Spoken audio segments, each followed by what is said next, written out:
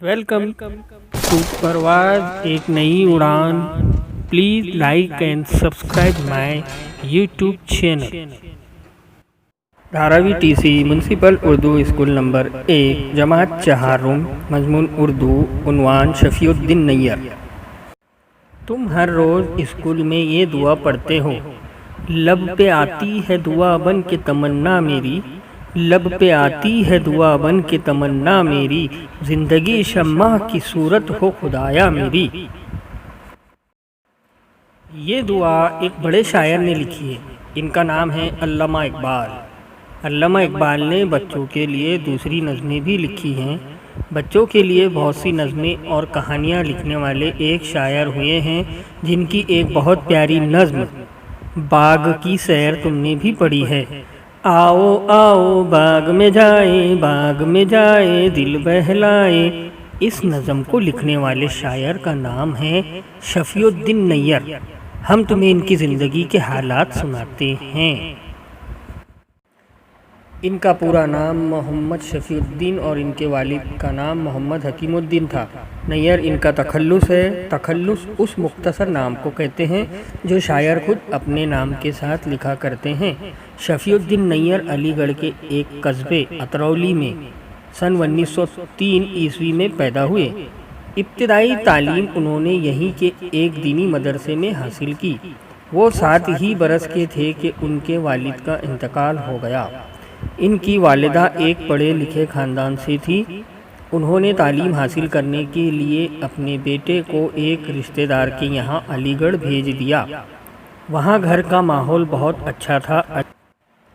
अलीगढ़ में रहकर नैयर साहब में तालीम हासिल करने की उमंग और शायरी का शौक़ पैदा हुआ। कुछ दिनों बाद वालिदा की इजाज़त से वो पढ़ने के लिए दिल्ली चले गए। वो कहते थे कि उस वक्त मेरे पास सिर्फ 5 पैसे और एक जोड़ा कपड़ा था। मैं दिल्ली में अपने खर्च के लिए कुछ मेहनत मजदूरी कर लेता और कभी कभी अखबार भी बेचता था। दिल्ली में रहकर नैयर साहब ने किताबत भी सीखी। एक दिन जामा मस्जिद के इमाम साहब ने उनसे पूछा, क्या तुम पढ़ना चाहते हो? शफीउद्दीन के तो मन की मुराद पूरी हो गई। इमाम साहब ने उन्हें दिल्ली के एक अच्छे स्कूल में दाखिल करवा दिया। खूब मेहनत से पढ़ने की वजह से वो अपनी जमातों में पहले दर्जे से कामयाब होते। इनकी फ़ीस माफ़ हो गई और उन्हें स्कॉलरशिप भी मिली। शफीउद्दीन नैयर दिल्ली में कई जगहों पर रहे। अपने गुजारे के लिए वो बच्चों को पढ़ाते थे। उन्हें जो रकम मिलती इसमें से वो कुछ रुपये अपनी वालिदा के खर्च के लिए भी भेजते थे।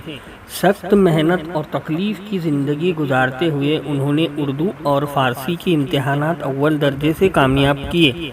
वो दिल्ली के एक स्कूल में मुदर्रिस हो गए। 65 बरस की उम्र तक वो स्कूल में पढ़ाते रहे।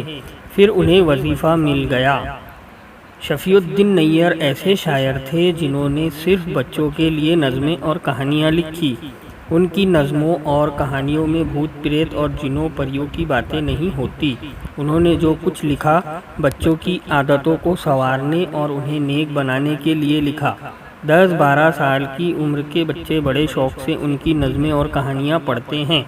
नैयर साहब ने एक बार कहा था, मुझे बच्चों से बहुत मोहब्बत है। मैं उनकी तालीम और तरबियत के लिए लिखता हूँ। मेरी नज़में पढ़कर बच्चे बूढ़े सभी कहते हैं कि मैं बच्चों के लिए लिखता रहूं। नैयर साहब के सीने में बच्चे का सा दिल था। वो इतने मासूम थे कि कभी कभी उनकी बातें सुनकर लोग हंस दिया करते थे। वो बच्चों की सी बातें करते और बच्चों की तरह हर वक्त खुश रहना चाहते थे। अगर कोई उनके साथ अच्छा सलूक करता तो वो जगह जगह उसका जिक्र करते। वो वक्त के बड़े पाबंद थे। एक बार उन्हें एक जलसे की सदारत के लिए जाना था। वो घर से वक्त पर निकले। रास्ते में एक साहब मिल गए और उनसे बातें करने लगे। बातों बातों में देर होने लगी, इसलिए नैयर साहब वहाँ से जलसागाह की तरफ दौड़ते हुए गए। मेज़बान बेचैनी से उनका इंतज़ार कर रहे थे। नैयर साहब ठीक वक्त पर जलसे में पहुँच गए तो मेज़बानों ने इत्मीनान का सांस लिया।